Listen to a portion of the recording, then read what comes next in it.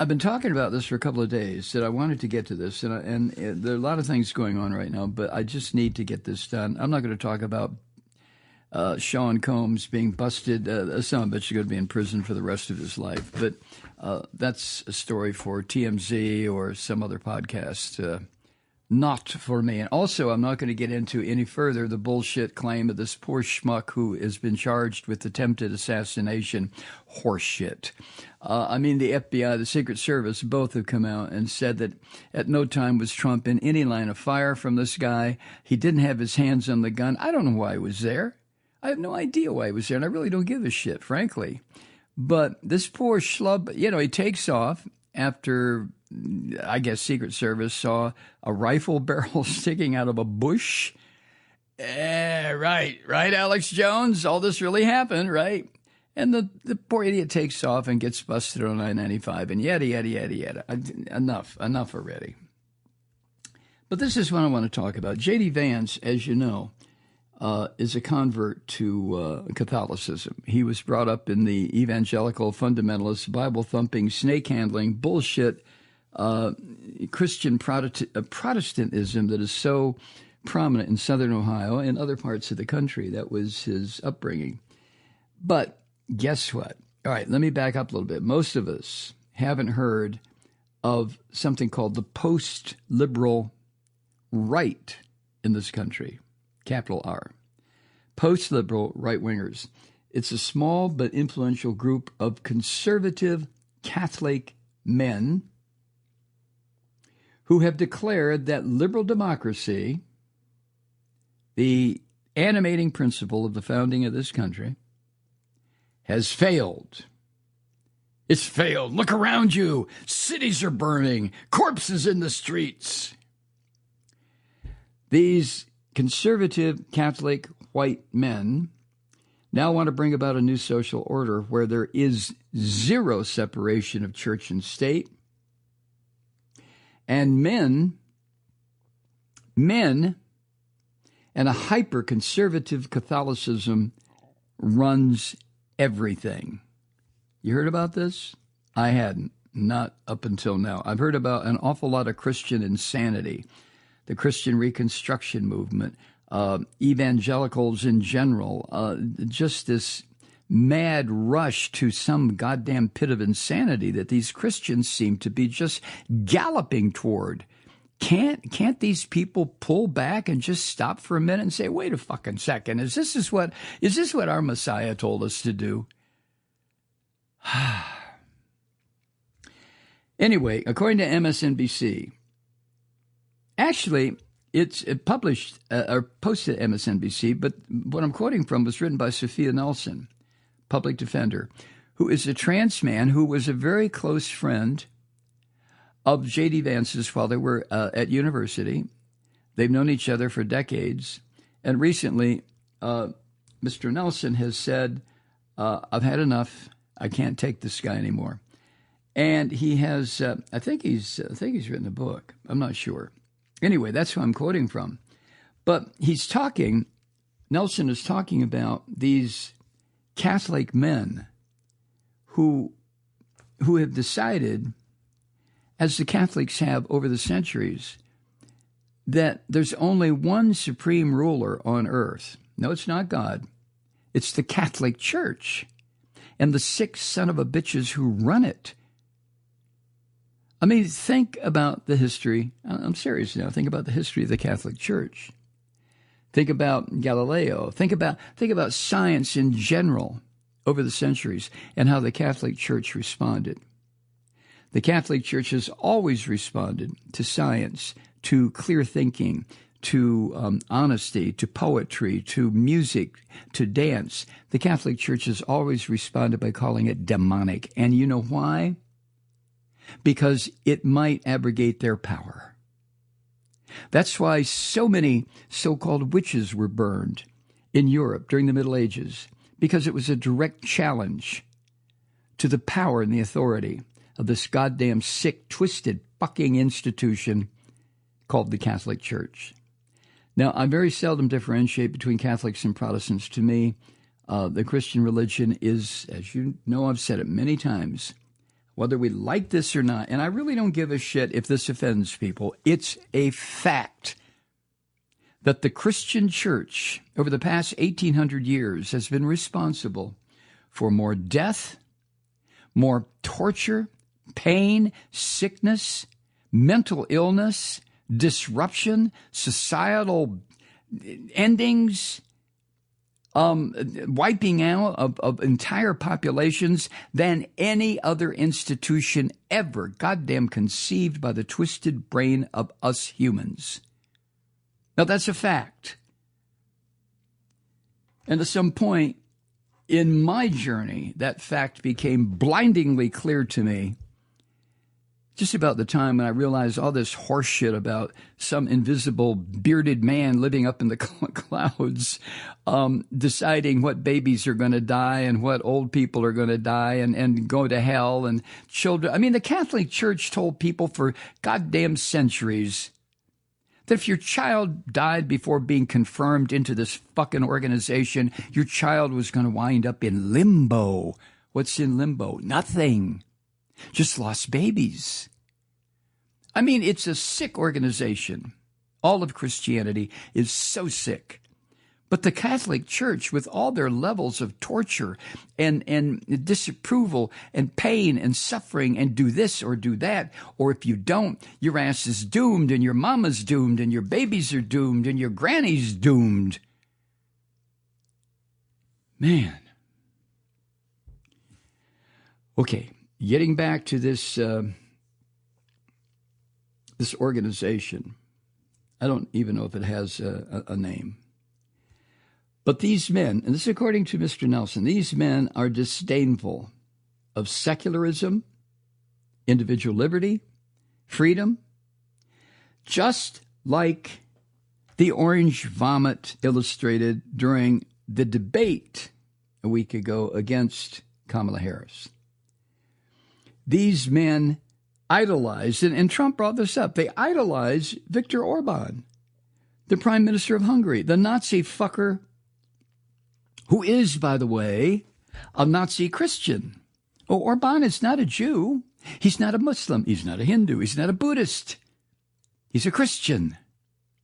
So Viktor Orban is the new idol for these son of a bitches. And Sophia Nelson writes this, my former friend, JD Vance, is a prominent voice of this fringe movement, as so many of his regrettable podcast interviews have demonstrated.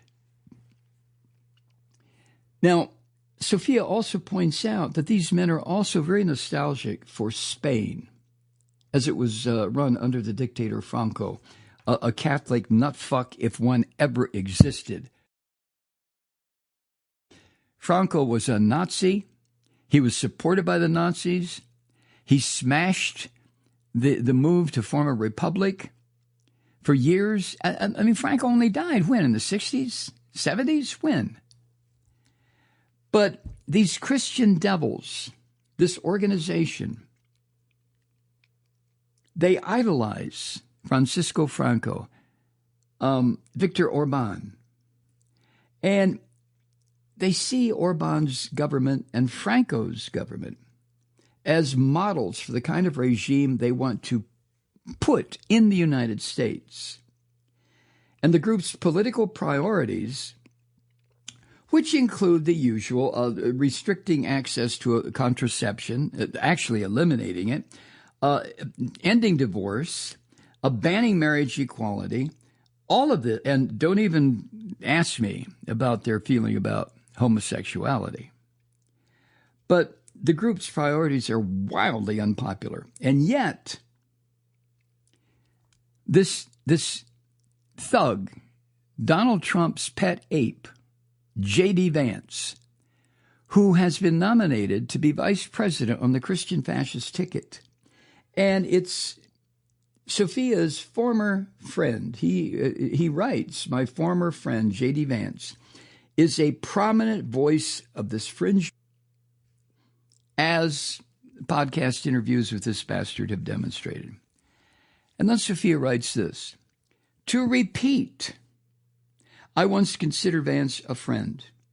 We were in the same class at Yale Law School. He knew me as an openly trans person, and we remained in communication until 2021.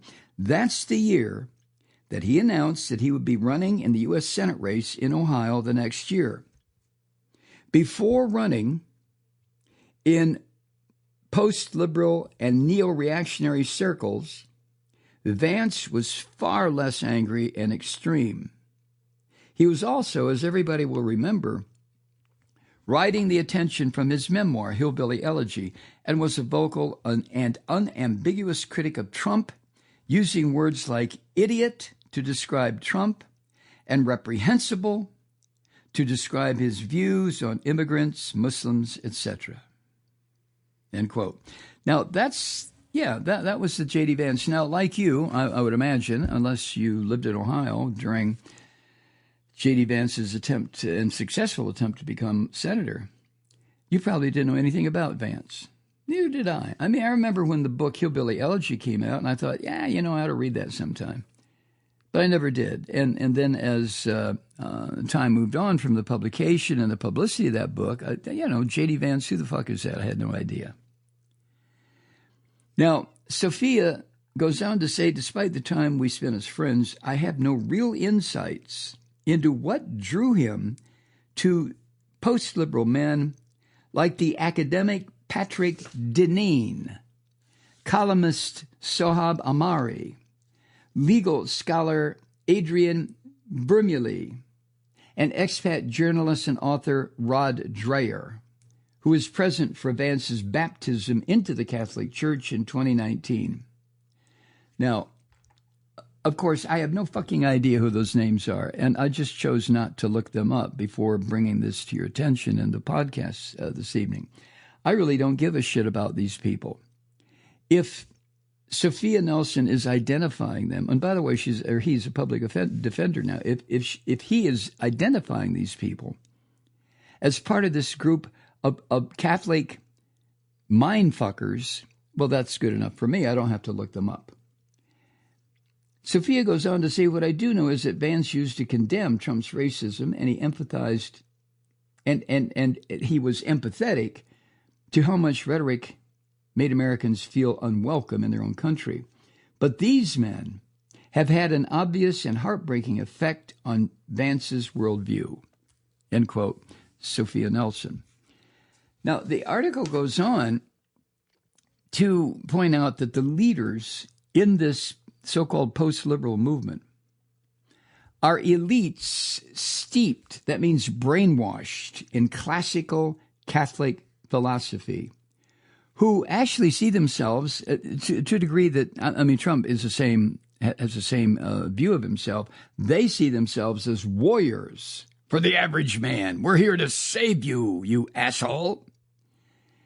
And one of them, this guy Bermuley, for example, is explicitly against the separation of church and state. And he believes the Catholic Church should have ultimate control over all moral questions. And then Sophia adds parenthetically, well, maybe not the church as it's run by Pope Francis. Now, obviously, what Sophia means by that is that Pope Francis is a little bit too liberal for these people. I'm surprised that Pope Francis hasn't, gotten sick and died over the past 3 years, because he has made claims that these Catholic monsters think are way too liberal. Way too liberal. The Pope's claim that even though he's not going to give his blessing to same-sex marriages, at least not in the church, the Pope does believe that people should be treated respectfully no matter what their sexual inclinations are. Just shit like this. That's too much for this post-liberal group of Catholic monsters. So Vance, according to Sophia, and his mentors, the intellectual mentors, like this guy Deneen. Now, again, I've never heard of these people. And actually, I don't want to ever hear of them. Just the fact that they are alive and breathing the same air that I'm breathing Scares the shit out of me that these people are loose in this country. Hi, Truth Seekers. Mike Malloy here. You know, the Progressive Voices Network brings you commercial-free commentary from today's leading progressive radio hosts and pundits, like me, Mike Malloy, 24 hours a day. I'm not your typical old guy from the 80s or the 90s talk radio host, and Progressive Voices is not your typical talk radio network. It's a listener-supported nonprofit with no corporate control whatsoever over our broadcast. So hosts like me, Mike Malloy, are free to rant and scream and carry on about whatever we like. We're often controversial, but we're never boring. Weeknights, 9 p.m. in the East, 6 p.m. in the West on the Progressive Voices Network. Always progressive, always on. I'm Mike Malloy. Keep it lit.